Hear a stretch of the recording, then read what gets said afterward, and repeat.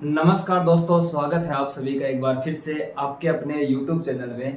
दोस्तों, आज हम चर्चा करने वाले हैं क्लास 10 साइंस के एक नॉर्मल से छोटे से बेसिक टॉपिक के साथ में, जिसका नाम है magnetic effect of electric current. इसके बारे में आज हम पढ़ने वाले हैं और इसके अंदर इस प्रकार से कुछ टॉपिक है, बहुत ही सिंपल टॉपिक है, इनके बारे में आज हम चर्चा करेंगे। तो चलिए शुरू करते हैं एक एक करके। सबसे पहले देखो, बात आती है कि ये magnetic effect of electric current होता क्या है।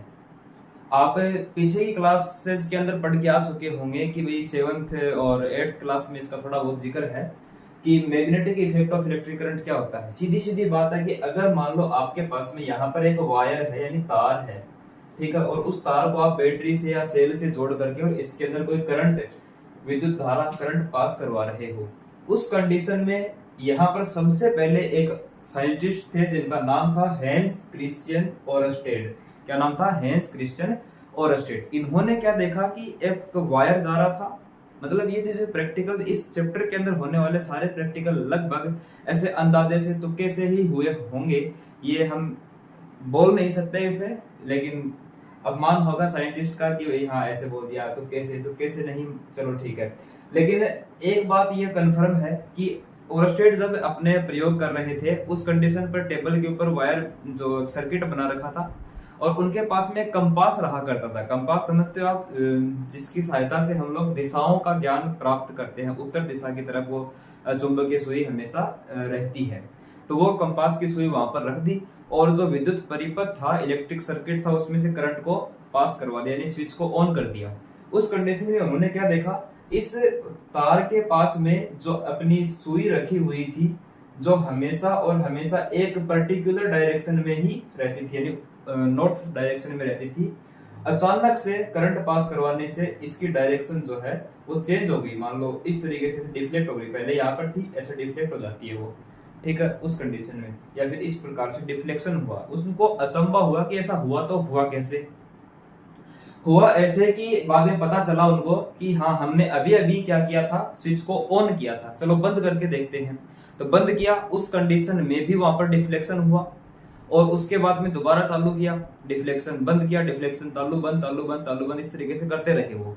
और उनको पता चल गया कि हाँ, हो ना हो विद्युत धारा यानी इलेक्ट्रिक करंट की वजह से ही यहाँ पर कोई ना कोई मैग्नेटिक फील्ड जनरेट हो रहा है और उस मैग्नेटिक फील्ड यानी विद्युत क्षेत्र की वजह से ही इस कंपास की सुई के अंदर डिफ्लेक्शन आ सकता है। तो यहाँ पर सबसे पहले डिस्कवरी हो गई किसकी? Magnetic effect of electric current की, यानी मैग्नेट की तरह बिहेव करेगा कौन? वायर, जब इसके अंदर से करंट पास करवाएगा, मैग्नेट की तरह बिहेव करेगा, तभी तो ये दूसरे वाले मैग्नेट को अट्रैक्ट करेगा, जिसकी वजह से ये मुड़ेगी। ठीक है, यहाँ तक की बात हो गई। हैंस क्रिश्चियन और ओरस्टेड ने क्या किया, ये भी अपने को समझ में आ गई बात। अब बात आती है थोड़ी सी, हमें मैग्नेट के बारे में पढ़ना पड़ेगा। देखो मैग्नेट क्या होता है, इस प्रकार से एक बार मैग्नेट होता है जिसको हम छड़ चुंबक भी बोलते हैं, जिसके दो पोल होते हैं N और S, ठीक है।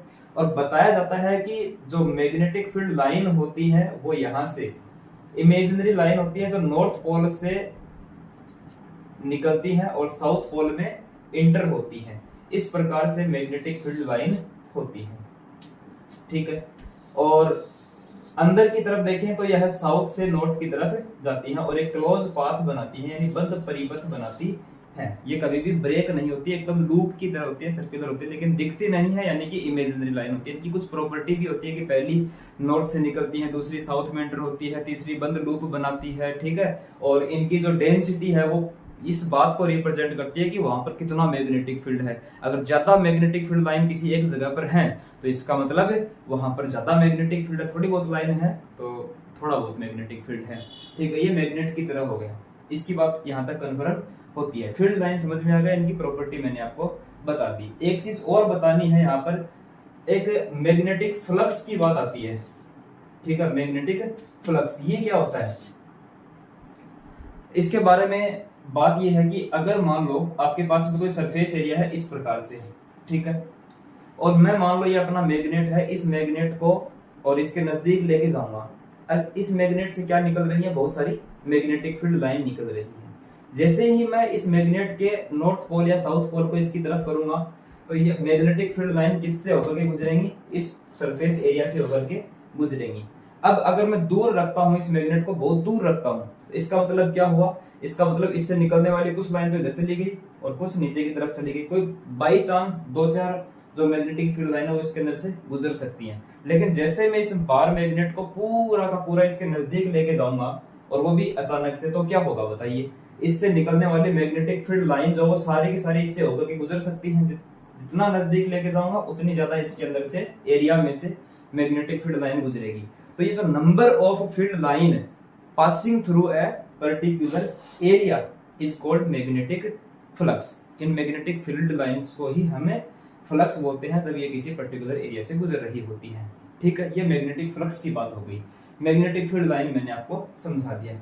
मैग्नेटिक फील्ड क्या होता है? Magnetic field due to straight conductor, ये और उसके बाद में लूप और उसके बाद में सोलेनॉइड, ये तीन बातें और पढ़नी है अपने को। ध्यान से देखिएगा। सबसे पहले magnetic field due to straight conductor, ये मैंने आपको बताया है। और कंडक्टर जो होता है उसके चारों तरफ लूप के जैसे, इस तरीके से लूप के जैसे और मैग्नेटिक फील्ड लाइन जनरेट होती है। जितना नजदीक आएंगे लूप छोटा होता चला जाएगा, जितना दूर जाएंगे लूप उतना ही बड़ा होता चला जाएगा। ठीक है, तो इस प्रकार से आपके एक करंट कैरिंग वायर जो है उसके चारों तरफ क्या होता है, मैग्नेटिक फील्ड जनरेट होता है। हर एक पॉइंट, मान लो यहाँ से पॉइंट है तो इसके चारों तरफ भी दो चार लूप ऐसे घूम फिर के, ज्यादा भी हो सकते हैं। अगले पॉइंट की बात करें तो वो भी एक मैग्नेटिक फील्ड जनरेट करेंगे और वो भी कई सारी लाइन की वजह से। अगला पॉइंट की बात करें तो वो भी मैग्नेटिक फील्ड लाइन जनरेट करेगा। इस प्रकार से यह होता है। तो स्ट्रेट कंडक्टर किस प्रकार से करेगा? इस प्रकार से। अगर हम इसके वायर को यानी तार को एक कागज के अंदर ऐसे लगा दें और उस कागज के ऊपर बुरादा छिड़क दें, लोहे का चूर्ण छिड़क दें, तो वो चूर्ण जो होता है उसको थोड़ा सा ऐसे हिलाएंगे तो जो बुरादा है, ठीक है, वो एक सर्कुलर लूप की फॉर्म में अरेंज हो जाएगा। इससे हमें यह प्रूफ मिलता है कि हाँ, आपका जो वायर है वो एक लूप की फॉर्म में मैग्नेटिक फील्ड जनरेट करता है। ठीक है, उसके बाद में लूप, अगर मान लो इसी वायर को मैं सीधा ना रखूं और इसको क्या कर दूं, मैं सीधा ना रख करके थोड़ा सा मोड़ दूं, यानी लूप बना दूं, मैं इसको क्या कर दूं, लूप बना दूं। ध्यान से देखिएगा एक बार के लिए। यहाँ पर मान लो ये वायर था, इसके पॉइंट पर जो वायर सीधा था उसको मैंने मोड़ करके इस तरीके से एक लूप बना दिया। ठीक है, और इन दोनों एंड को आगे चल करके क्या कर दिया, बैटरी से जोड़ दिया। ठीक है, बैटरी से जोड़ दिया। ठीक है, जोड़ दिया। अब उसके बाद में मैं देखूंगा कि करंट जो है वो इस प्रकार से जा रही है इसके अंदर। ठीक है, जा रही है। अब ये वायर जो है यह मैग्नेटिक फील्ड जनरेट कर रहा है। इस जनरेट होने वाले मैग्नेटिक फील्ड को एक नियम के द्वारा, एक रूल के द्वारा समझा जा सकता है, जिसको हम बोलते हैं राइट हैंड थंब रूल। इसको क्या बोलते हैं? राइट हैंड थंब रूल बोलते हैं। इसके बारे में सबसे पहले मैं आपको बता देता हूँ। पहले हम एक वायर ले रहे थे जिसमें करंट इस प्रकार से जा रहा था। अब मेरा लिखता मैं इस हाथ से हूं तो इस मेरा राइट हैंड यही है, और राइट हैंड को मैं इस तरीके से अरेंज करूंगा। ठीक है, और ये जो थंब है ये किस डायरेक्शन में रहेगा? इलेक्ट्रिसिटी की डायरेक्शन में रहेगा, यानी इस प्रकार से रहेगा। और मेरी जो फिंगर है वो ये बताएंगी कि मैग्नेटिक फील्ड इसके चारों तरफ किस प्रकार से जनरेट होगा। ठीक है, तो इस प्रकार से मुझे ये लूप दिखाई दिया और मुझे समझ में आ गया कि इसके अंदर जो मैग्नेटिक फील्ड है वो इस प्रकार से घूम फिर करके और ऐसे है। ठीक है, इस डायरेक्शन में होगा, लूप ऐसे बनेगा। मैग्नेटिक फील्ड की डायरेक्शन हम किससे पता कर सकते हैं? रूल से, थंब रूल से। अब मेरे पास यही वायर है, इस वायर को मैंने क्या कर दिया, लूप में कन्वर्ट कर दिया, और इसके अंदर करंट की डायरेक्शन ये वाली है। ठीक है, नीचे से मोड़ के से कर दिया मैंने। अब मेरे को इतना पता है कि यहाँ से मैग्नेटिक फील्ड जो है वो इस प्रकार से ही होगा, इसी डायरेक्शन में होगा, और यहाँ पर हम बात करेंगे इस तरीके से जाएंगे। और हाँ, अब यहाँ पर आप लगाओ right hand thumb rule. Current की डायरेक्शन ये है और अंदर की तरफ यहाँ पर मैग्नेटिक फील्ड जो लाइन है उनकी डायरेक्शन ऐसे रहेगी। साफ साफ मेरे को दिखाई दे रहा है कि मैग्नेटिक फील्ड लाइन जो है वो चाहे किसी भी पॉइंट से मैं बात कर लूं, ठीक है, लूप के किसी भी पॉइंट से अगर मैग्नेटिक फील्ड की डायरेक्शन निकालूंगा तो मुझे पता चलेगा कि ये बाहर से अंदर की तरफ होगा। ठीक है, बाहर से अंदर की तरफ, यानी कि इस सरफेस को अगर मैं देख रहा हूं तो यहाँ पर इनवार्ड डायरेक्शन में मैग्नेटिक फील्ड लाइन जा रही है।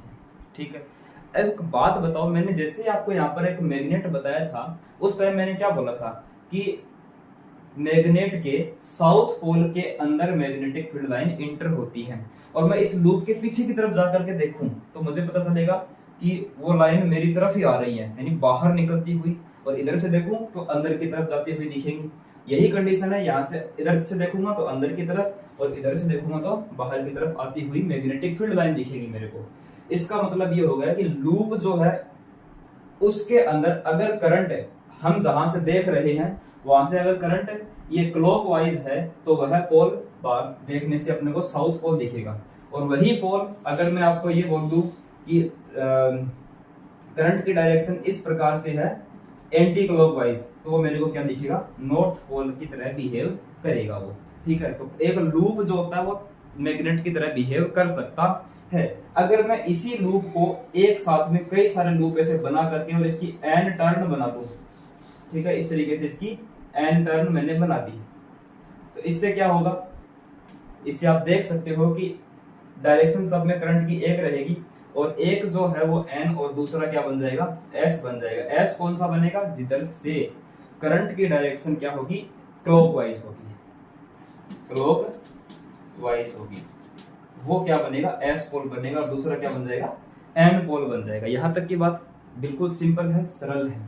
तो स्ट्रेट कंडक्टर से किस प्रकार से मैग्नेटिक फील्ड जनरेट होता है पता चल गया आपको।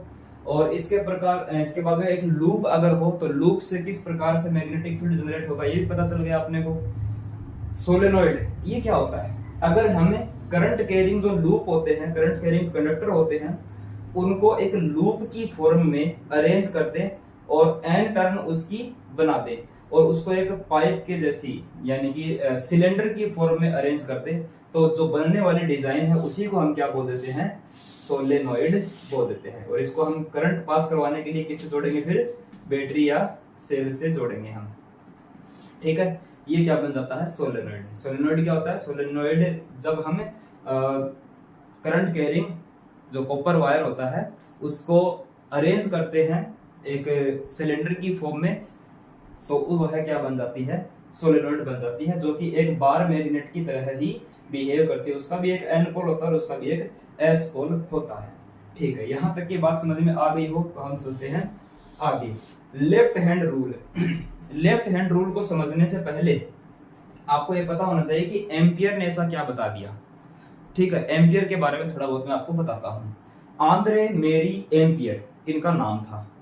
इन्होंने क्या देखा, इन्होंने देखा कि अगर करंट कैरिंग वायर से मैग्नेटिक फील्ड जनरेट हो सकता है तो क्या मैग्नेटिक फील्ड से या मैग्नेट की हेल्प से हम करंट पैदा कर पाएंगे, बिल्कुल कर पाएंगे। वो बातें भी आगे हैं, लेकिन इन्होंने कहां तक का क्या प्रयोग किया वो मैं आपको समझाता हूं। मान लो आपके पास में एक यह वायर है, ठीक है, यही वाला वायर ले लेते हैं हम, ठीक है, और इस वायर के अंदर करंट किस डायरेक्शन में जा रही है, इस डायरेक्शन में जा रही है। इसको जोड़ रखा आगे बैटरी से, और यहाँ पर एक बहुत बड़ा सा आपके पास में मैग्नेट है और इस डायरेक्शन में भी एक बहुत बड़ा सा मैग्नेट है। इसको मैं एन पोल नाम दे दूं और इसको मैं साउथ पोल नाम दे दूं, ठीक है, साउथ पोल नाम दे दूं। और इस वायर को मैं जो से आपको दिख रहा है वो उस प्रकार से नहीं रखा हुआ है, तो थोड़ा सा आपको बताता हूं। अगर मैं कोई पाइप लूं और उसको आपके और इस बोर्ड के एकदम से इस तरीके से एक पॉइंट से पॉइंट मिलाकर कैसे रखूं, तो उसको लिखूं कैसे, फिर मैं यहाँ पर ड्रॉ कैसे करूं, इस तरीके से करूंगा तो एक डॉट सी बनेगी।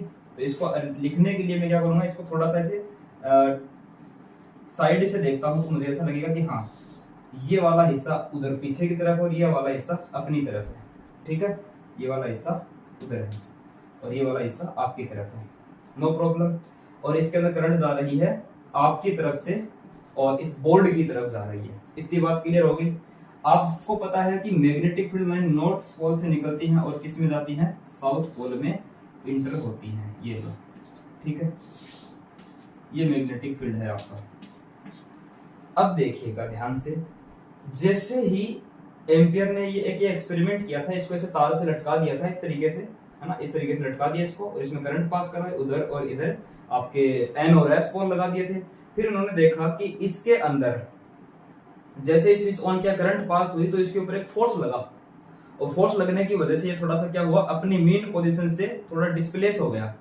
अब इधर डिस्प्लेस हुआ या इधर डिस्प्लेस हुआ, इसका पता लगाने के लिए वो डिपेंड करेगा इसके अंदर करंट किस डायरेक्शन में जा रही है, और इस डायरेक्शन का पता लगाने के लिए ही फिर दिया गया था क्या, लेफ्ट हैंड रूल। जो लेफ्ट हैंड रूल क्या बोलता है, ध्यान से सुनिएगा। अगर आप अपने लेफ्ट हैंड की फर्स्ट फिंगर, सेकंड फिंगर और थंब को इस प्रकार से अरेंज करते हैं कि वो तीनों के तीनों एक दूसरे के क्या रहे, परपेंडिकुलर रहे। ठीक है, क्या रहे, परपेंडिकुलर रहे। तो उस कंडीशन में आपकी जो फर्स्ट फिंगर है वो किसको रिप्रेजेंट करेगी, करंट की डायरेक्शन को, यानी आई को, और सेकंड फिंगर जो है वो किसको रिप्रेजेंट करेगी, मैग्नेटिक फील्ड को रिप्रेजेंट करेगी। और आपका थंब जो है उस वायर के ऊपर किस डायरेक्शन में फोर्स लग रहा है उस फोर्स को रिप्रेजेंट करेगा। ठीक है, तो देखते हैं इनको अरेंज करके। सबसे पहले अपनी फर्स्ट फिंगर करंट के डायरेक्शन में अरेंज करते हैं, करंट किधर, आपकी तरफ से बोर्ड की तरफ, मैंने कर दिया इसको अरेंज। उसके बाद में मैग्नेटिक फील्ड की डायरेक्शन किधर है, इधर है। ठीक है, और तो इस कंडीशन में इस वायर के ऊपर जो फोर्स लगेगा वो किधर लगेगा, इस वायर के ऊपर फोर्स लगेगा ऊपर की तरफ। ठीक है, किधर लगेगा, ऊपर की तरफ फोर्स लगेगा। ठीक है, नो प्रॉब्लम। इस प्रकार से उन्होंने एक अरेंजमेंट किया था और बताया था फोर्स किस डायरेक्शन में लगेगा। अगर मैं करंट की डायरेक्शन को क्या कर दूं, आपकी तरफ कर दूं, रिवर्स कर दूं करंट की डायरेक्शन, और मैग्नेटिक फील्ड डायरेक्शन वही है, सेम टू सेम। तो जो फोर्स पहले ऊपर लग रहा था वो अब किधर लग रहा है, नीचे की तरफ। अब अगर मैं इस एन और एस पोल को ऊपर और नीचे की तरफ कर दूं, यानी मैग्नेटिक फील्ड की डायरेक्शन किधर कर दूं, नीचे की तरफ, तो मैग्नेटिक फील्ड की डायरेक्शन क्या होगी, नीचे की तरफ। करंट मान लो बोर्ड की तरफ ही है, तो बताओ फोर्स किधर लगेगा, तो फोर्स आपके राइट साइड में लगेगा। ठीक है, आगे बात समझ में। इस तरीके से एक्सपेरिमेंट है, इसको आप ज्यादा प्रैक्टिस से ज्यादा समझ पाओगे। और इनको अलग अलग कंडीशन में अरेंज करके देखो।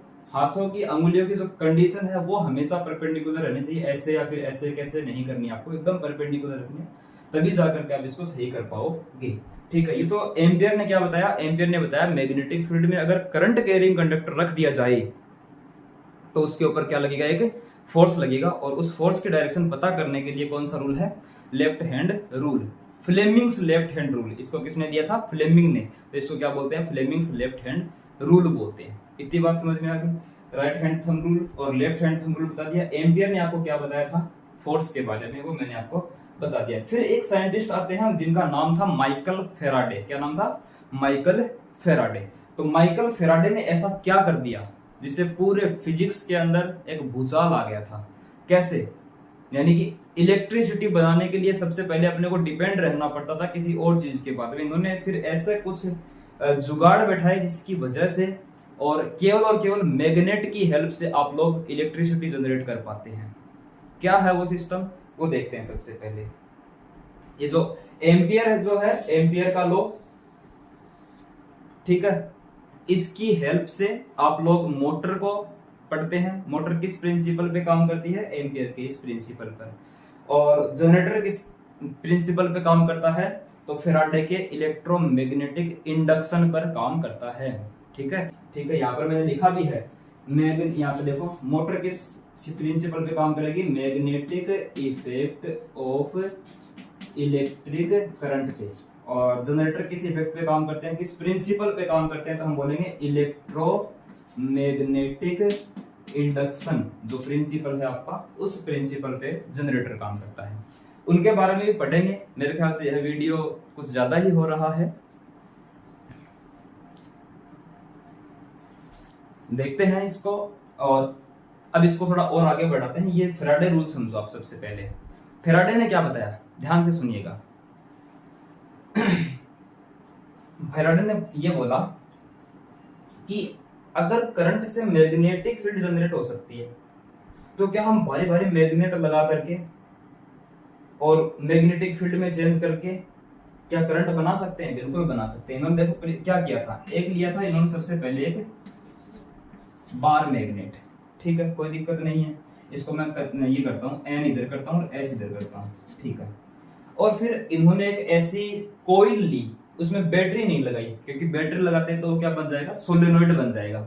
बैटरी नहीं लगाएगी, हम सीधे एक कोइल रखेंगे। ठीक है, और इस कोइल को इस प्रकार से यहाँ पर इसके जस्ट सामने रख दिया इन्होंने। ठीक है, और इनके नीचे बैटरी की जगह क्या जोड़ दिया, एक गैल्वेनोमीटर जोड़ दिया। अभी गैल्वेनोमीटर होता क्या है वो समझो आप। गैल्वेनोमीटर क्या होता है, गैल्वेनोमीटर एक ऐसी डिवाइस होती है जिसके अंदर हम तार जोड़ देंगे। ठीक है, कोई भी वायर जोड़ देंगे, उस वायर में से अगर थोड़ी बहुत भी करंट गई तो वो गैल्वेनोमीटर उसको डिटेच्ड कर लेगा और बता देगा कि हाँ इस वायर में से क्या गई, अभी अभी एक करंट गई है, और उसको पता लग जाता है। तो इलेक्ट्रिसिटी है या नहीं उसकी प्रेजेंस को पता करने के लिए हम एक गैल्वेनोमीटर लगाते हैं। ठीक है, अब फिलहाल आप इस डायग्राम को देख रहे हो तो आपको इतना ही लगेगा कि हाँ इसमें कोई बैटरी सेल कुछ नहीं है, इसका मतलब इसमें से कोई करंट नहीं जाएगी।